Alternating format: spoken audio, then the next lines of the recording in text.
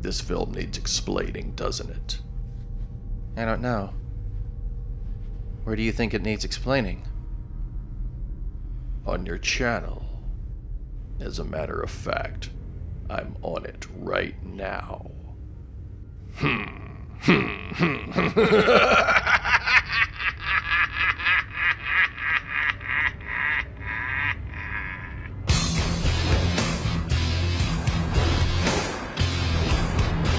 This episode of CPF Reviews is going to be a little different. Rather than focusing on reviewing or establishing the worth of a film or its ideas, I'm instead going to attempt to unravel and explain the subject matter, given that, excluding boatloads of European art cinema, Lost Highway is widely considered one of the most obtuse and confusing films ever made.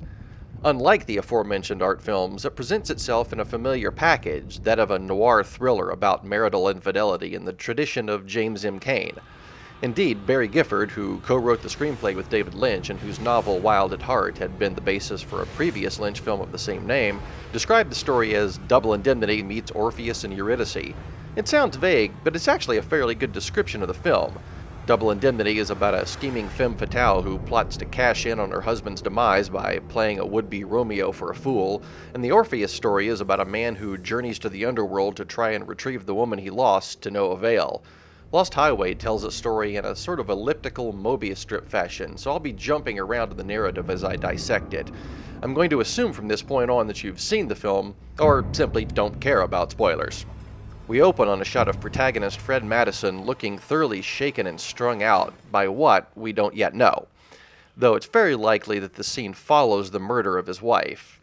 Fred functions as a sort of unreliable narrator, though this is not instantly obvious due to the lack of any literal narration.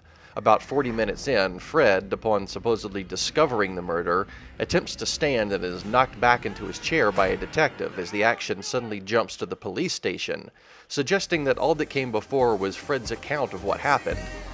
Given that the film opens and closes with the David Bowie song I'm Deranged, one could infer that Fred should not be taken at his word. In fact, he all but admits this in his first encounter with the police, when he tells them, in reference to his dislike of video cameras, I like to remember things my own way. What do you mean by that? How I remembered them. Not necessarily the way they happened. This is probably the most important clue given in the entire film. Fred would prefer to remember an idealized version of events in place of the facts of the matter, and video cameras represent to him the cold, hard truth. Thus, what transpires during this portion of the film is likely to be Fred's garbled version of the events that occurred, wherein he attempts to exculpate himself from responsibility. Fred is roused from his shaken state by a message from the front door intercom, which informs him Dick Laurent is dead. He goes to look out the window, but sees no one, hearing only the sound of police cars and squealing tires. As an aside, this is based upon an incident which actually happened to Lynch. The intercom buzzer went off early one morning, and a voice said, David? And I said, yes. And the voice said, Dick Laurent is dead. By the time I got to the window where I could see out, there was no one there. Now, my next door neighbor, his name was David also, because I didn't know any Dick Laurent. And so I don't know what that meant. It's not too hard to infer that the man realized he'd stopped at the wrong house and had hastily departed in embarrassment, but no such simple explanation will suffice here. Fred is married to Renee. This early scene, which likely takes place before the opening scene, establishes a strained, dicey relationship between the two. We see Fred as a man with little connection to the world around him. He seems to have no friends, no job that we're even aware of. His home is austere and looks barely lived in, and his attempts at satisfying Renee leave her bored and dejected. Fred barely lasts a minute, and that's for a scene filmed in slow motion. The only thing that seems to excite Fred is his saxophone playing. One morning, Renee finds an unmarked parcel containing a videotape on the front steps. Even though it too is unmarked, she's frightened when Fred finds her with it, as if she's already got some idea what might be on it. It features a shot of the couple's home, focusing on the front door. Grade A stalker material, and yet, after it abruptly ends, Must be from a real estate agent. she's relieved. What did she think was going to be on that tape? A second tape shows the stalker filming inside the house itself, prompting the call to the police, who seem instantly suspicious of Fred, You want a video camera? prompting his aforementioned expression about disliking cameras for what they represent about reality. At a party thrown by Renee's friend Andy, who seems chummier with her than her own husband, Fred has an unnerving encounter with a man in black who claims to have met Fred before, Where was it you think we met? At your house, don't you remember? and claims to be at Fred's house at that very moment, seemingly proving it by answering when Fred calls home. I told you I was here. This, along with his appearance and dialogue, signify him as a representation of the devil. How'd you get inside my house? You invited me. It is not my custom to go where I'm not wanted. We never learn this man's name or his identity, only that, He's a friend of Dick Laurent's, I think. unnerved by what has just happened, Fred makes a blunder at this point by blurting out, But Dick Laurent is dead, isn't he? This confuses Andy, who, unlike Fred, is friends with Dick, and is surprised Fred would know of his demise when he has as yet heard no word of this news. Andy's expression as Fred rushes off tells all. The only logical reason Fred would know of this is if he had killed Dick himself, which we later learn he has. Never one to acknowledge his own guilt, Fred remembers it as something he heard, not something he did. But of course, who did he hear it from? Himself. Dick Laurent. Is dead. Returning home, Fred makes a search of his house to see if the party who answered earlier is still there. He sees no one, but hears his phone ring twice, just as when he called it, followed by a muffled voice.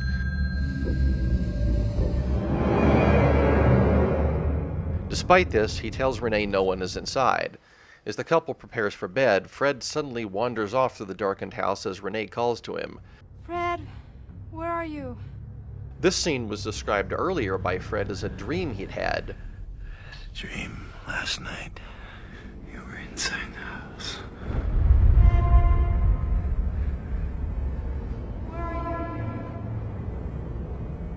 Fred is remembering this not necessarily the way it happened to avoid the truth. We see two shadows move through the living room before Fred walks straight into the camera, it seeming to disappear into his head, which then becomes the TV screen. In Fred's mind, what's about to follow is something he saw, not something he did. After this, Fred emerges with a third tape. But this tape displays Fred having murdered Renee, who he seems to have remembered still being alive somewhere upstairs. As the song says, he's deranged. The police in the court have little difficulty accepting he murdered his wife, and having seen it on tape, he's forced to admit it to himself as reality. Tell me I didn't kill her. Sentenced to death, he waits in solitary as frequent, increasing migraines give way to hallucinations. A young man waiting by the side of the road, the mysterious man in black emerging from a cabin that seems to have been formed from a blazing fire. The next morning, Fuck me. Fred is gone, and inside his cell is a young man named Pete Dayton. Pete is, of course, innocent of Renee's murder, and thus is allowed to go free. In a rare moment of disclosure, David Lynch cited another inspiration for the film, O.J. Simpson. Here is a guy who, at least, I believe, committed 2 murders, and yet is able to go on living. And Barry and I talked about that. How does the mind trick itself so that that can be put in a place where it no longer has that, horrific power, and you go on living? This, then, is Fred's ultimate act of recalling events not necessarily the way they happened. He's no longer even Fred Madison. He's a young man living in the suburbs with his mother and father. Pete is almost totally dissimilar from Fred. He has a family and friends, is well liked by the ladies, has a job he enjoys, and a boss that likes him. Customers ask for him by name. Where's Pete? He's a far cry from the emotionally walled-off Fred, who is shooed off by his own wife at a party. The one thing Pete doesn't seem to like, jazz saxophone solos. What'd you change it for? I like that. Well, I don't. In order to convince himself of this new reality, he has to shed himself of all traces of his past life. Deep down, he knows something isn't right. Friends and family cryptically reference something strange that happened to him recently. You've been acting strange lately. Like the other night? We're not going to say anything about that night to the police. But never articulate what it is. Of course, Pete can't remember it because he wasn't Pete then, What is this? and can't allow himself to remember the time before he was. The one thing he can't divorce himself from regarding his old life, however, is Renee, though he gives her a blonde makeover in a sort of reversal of Vertigo, along with a new name, Alice, which invites thoughts of disappearing down rabbit holes, and an insatiable desire for him that Renee never had. The catch is that she's the girlfriend of a powerful man named Mr. Eddie, who considers this to be an acceptable response to poor driving etiquette. Don't you! Fucking tailgate! This too is inspired by an actual event wherein Lynch was being tailgated on Mulholland Drive, of all places, and politely waved the offender past. And I said to him, well, David, you're a nicer guy than I am. And he turned to me around and he goes, no, I'm not. I really want to destroy that fellow up there, but I just don't have time. It turns out that Mr. Eddie is another figure from Fred's past. You recognize that guy? Yeah. Laurent. This is the mysterious Dick Laurent, who brings with him another reminder of the past. You like pornos? Does that unboxed, unlabeled tape look familiar? Now identified as a pornographic film, is this what Renee was afraid her husband would find on the tapes that arrived at their house? We later learned she was indeed involved in the industry, appearing in films shot by Andy and produced by Laurent. Pete finds the idea off-putting. No thanks. As more of his old life resurfaces, his fantasy begins to dissolve. It's no coincidence that after picturing Alice's face, Pete sees a literal Black Widow crawling up his wall. Black Widow being a noir trope of a dangerous woman who exploits vulnerable men, such as Barbara Stanwyck in the aforementioned Double Indemnity. He then sees his room seem to blur out of focus as he looks up from the bed to his ceiling light, perhaps because it reminds him of something he's seen before. This defocusing effect will occur again as his spurned girlfriend Sheila implores his father to tell Pete what really happened. Tell him! Tell him! Sheila, don't. Finally, Pete receives a polite and threatening as hell call from Laurent, who gives the phone over to a friend of his. We've met before, haven't we? I don't think so. Where is it you think we've met? At your house. Don't you remember? The conversation plays out the same as before, but with a different ending, as the film gives the most direct clue it ever will regarding what's really happening. In the East, the Far East, when a person is sentenced to death, they're sent to a place where they can't escape. Never knowing when an executioner may step up behind them And fire a bullet into the back of their head. The mystery man is reminding Pete that he's in jail, cannot escape, and is awaiting execution. Afterwards, Pete's parents, who have been standing and watching this bizarre phone call, have suddenly vanished. We won't see them again. The fantasy is coming unglued as the truth begins to resurface.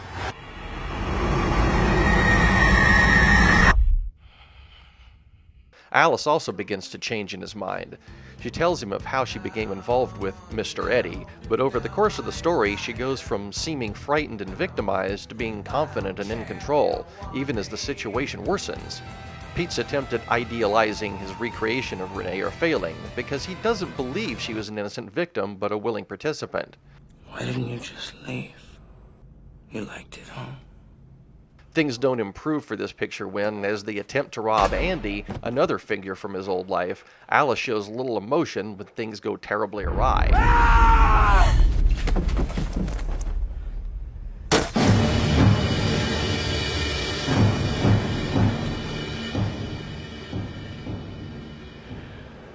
killed him. You killed him. Seeing her dispassionately robbing the corpse of a man she had previously described as a friend makes Pete feel ill, and he stumbles off and into a bizarre hallway lined with numbers, where he finds a vision of Alice taunting him. Did you want to talk to me? Did you want to ask me? Why? Where the fuck are we going, Alice? go to the desert, baby. Harkening back to more devil mythology, Pete must meet his adversary in the desert, in the cabin he saw in his earlier vision. In any normal film, would at some point see this cabin explode in forward motion, but it never occurs here, as if, as previously suggested, it's being formed from the fire, another clue as to the identity of its sole inhabitant. Though now quite clear on the fact that he's been used, Pete doesn't exactly triumph over the temptations thrown his way. You still want me, don't you, Pete? More than ever. He still won't give up on his dream girl until she tells him quite bluntly, You'll never have me. and with that, the Pete persona has finally failed, and he's now Fred once more. Alice disappears into the cabin, where only the mystery man will be found subsequently, and it won't be the first time the film has conflated Fred's paramour with him.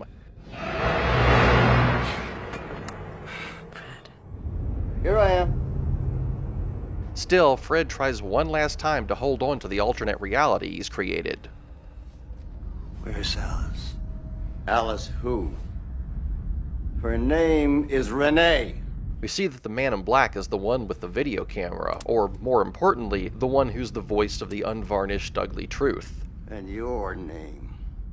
What the fuck is your name? Fred runs from the sight of the camera as if the man was brandishing a weapon as he literally tries to outrun the truth. The memory that had begun to resurface in Andy's house now comes back to him. He found his wife and Dick Laurent having a tryst in the Lost Highway Hotel and kidnapped and killed Laurent, but not before revealing he knows about Laurent's past with Renee and Andy, something he'd suspected for a while.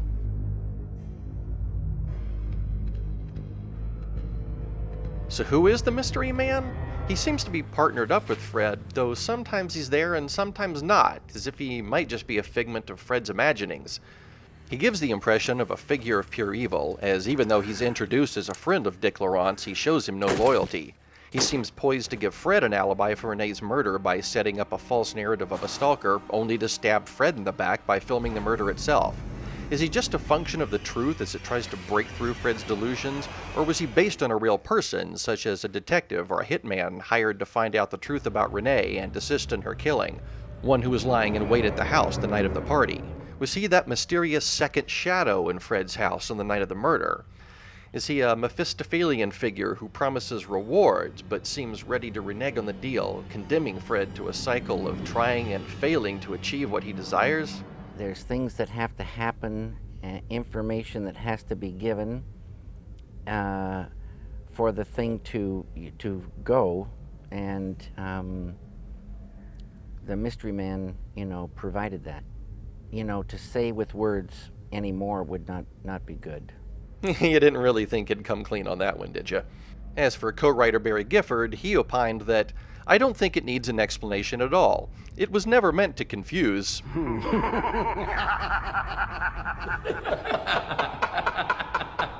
It's nice to know I can still make you laugh. Yeah, that is a good one.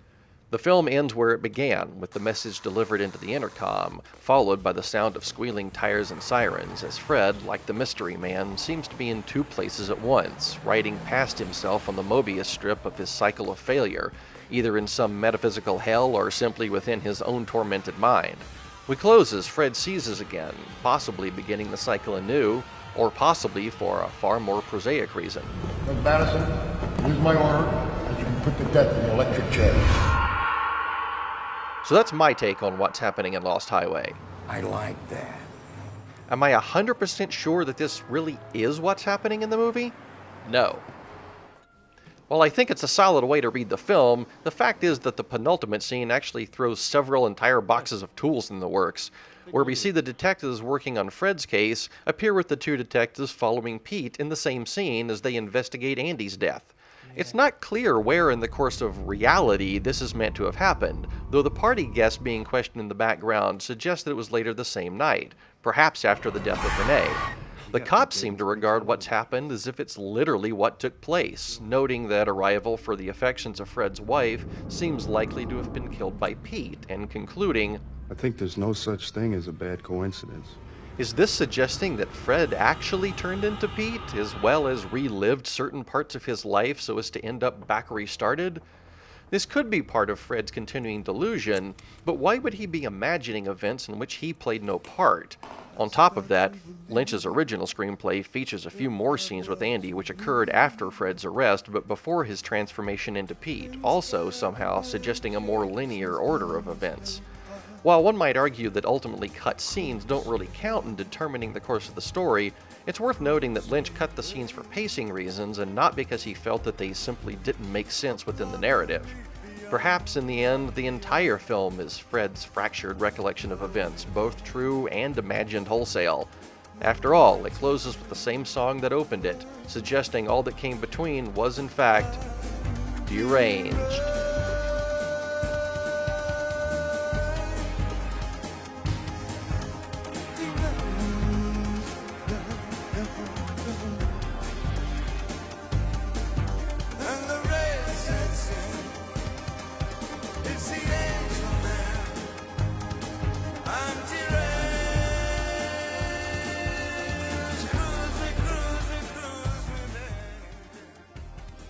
And your theory?